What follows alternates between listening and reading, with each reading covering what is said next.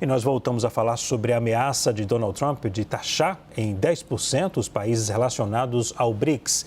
Quem comenta os eventuais efeitos dessa medida é a Rita Mundim. Muito boa noite, Rita.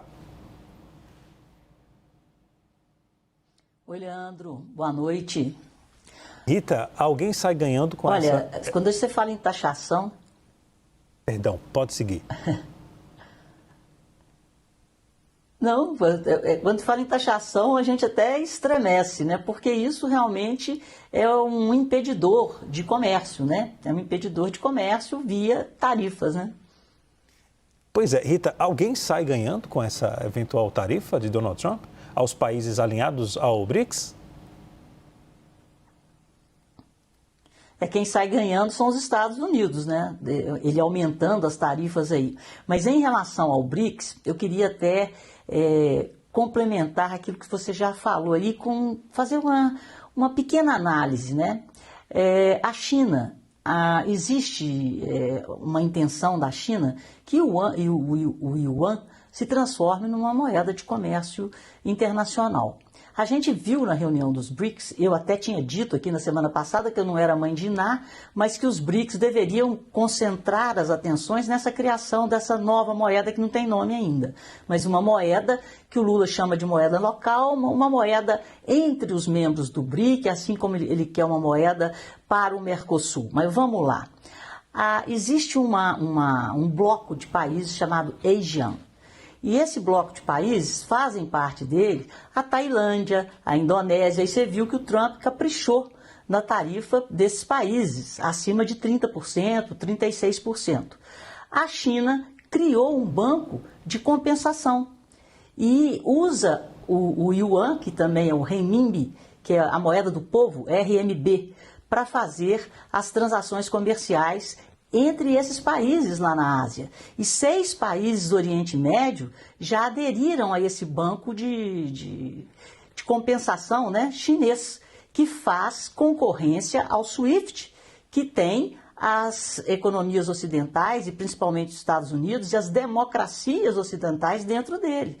E é através desse SWIFT que são feitas sanções comerciais a países que saem, né, da linha aí da democracia. Então já tá existindo esse movimento, e o Lula, na entrevista dele hoje, ele fala que essa criação dessa moeda é sem volta, que o processo está em andamento e é sem volta. Quando ele nomeia a Dilma para presidente desse banco dos BRICS, ele dá a ela essa função de entregar essa moeda. Então isso está claro, e é por isso que o Trump está preocupado, e quando ele anunciou 30% na África, para a África do Sul, houve um reboliço, as bolsas americanas caíram, o dólar hoje se valorizou muito em relação ao iene japonês, que teve a tarifa divulgada pelo Trump, né, 25%, ao won da Coreia do Sul e ao rand, que é a moeda da África do Sul, que teve a taxação de 30%.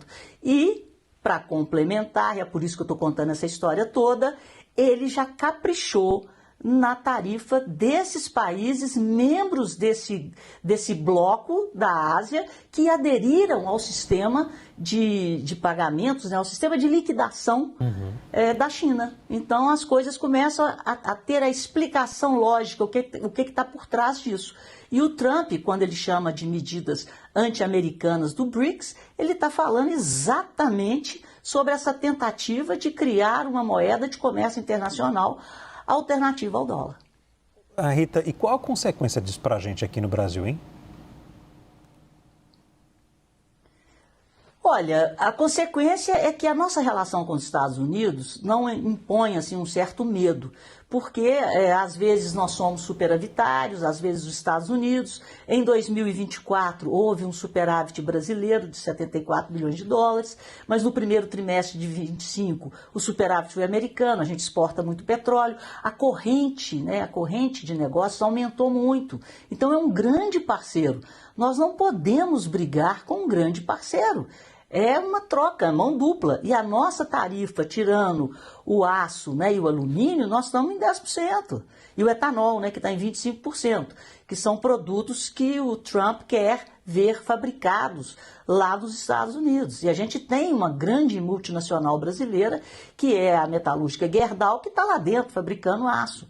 Então, gente, é muita calma nessa hora com o posicionamento do Brasil no comércio global, porque não é bom brigar com um parceiro do tamanho dos Estados Unidos. E nós não precisamos de comprar essa briga.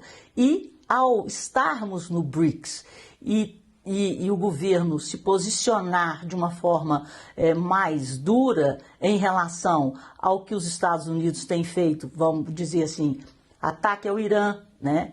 Essa nova moeda. Então nós estamos entrando dentro desse posicionamento geopolítico que está encabeçado por China e Rússia. E nós estamos ali, China, Rússia, Brasil. O Lula visitou a Rússia, né, lá no dia da vitória, condenou os ataques ao Irã.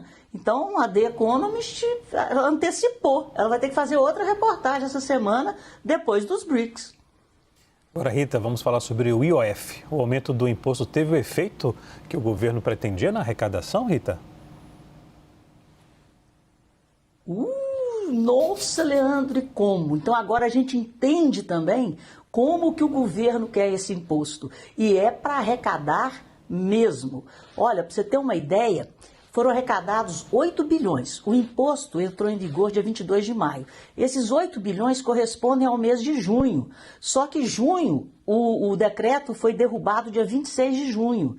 E no dia 11 de junho, ele foi modificado, ficou mais leve no dia 11. Mesmo assim, a arrecadação de 8 bilhões é 2,1 bilhões a mais do que maio. Ela é, historicamente, né, 2,4 bilhões a mais do que em todos os 12 meses anteriores. E, pasmem, ela é 4,1 bilhões a mais do que qualquer mês de junho. Mesmo você corrigindo, é claro, a arrecadação dos junhos passados pela inflação. Então, é o dinheiro que o governo estava querendo, né? A conta do governo é que com o IOF, né, com essas novas alíquotas, a arrecadação do IOF passe da projeção de 73 bilhões para 93 bilhões, ou 20 bilhões a mais. Se a gente está vendo aí que é 4 bi a mais só no mês de junho, aí é só multiplicar por 6, né? Então, nós vamos ter 24 bilhões. Então, a finalidade é arrecadatória, é um imposto que o governo edita na caneta e mais, ele não é carimbado. Então, o governo pode gastar como quiser. Então, a gente está vendo aí essa necessidade, essa vontade do governo de emplacar o IOF, por que ela existe.